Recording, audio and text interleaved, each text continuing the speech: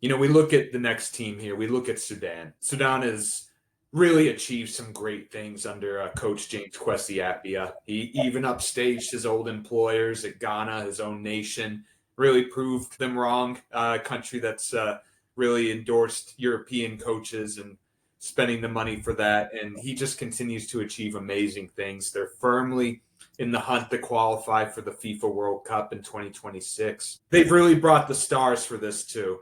They're taking this very seriously. Players like Mohamed Abdel Rahman, he's a player we've covered extensively at Pan Africa Football because sometimes Sudan kind of falls victim to not getting as much attention as they might deserve, being an Arabic speaking country that kind of gets overshadowed by the North African nations. Um, you know, Matar, looking at this team, I really seriously think this team should be considered a serious contender to win this tournament. What do you think when you first look at it and you see that they're bringing all these top players from Al Hilal, Al Merreikh?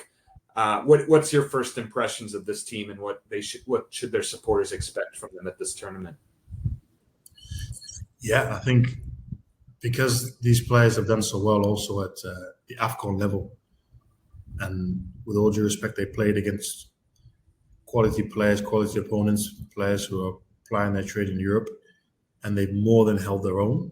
On some occasions, like you said, have upstaged the likes of Ghana with all their star-studded lineups to take Sudan are taking their place in the next AFCON.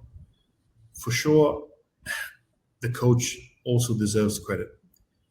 He's done a phenomenal job, especially when you consider that it's a war-torn country, when you consider that those two teams you mentioned have been playing in the Mauritanian League to keep themselves active. When you consider that, like you said, he was not appreciated, I guess, in his home country. He took them because of the World Cup. He's taken on the reins of the Sudan team and he's just taking them to another level. It's just phenomenal. Another one of the best coaches in Africa, without a shadow of a doubt.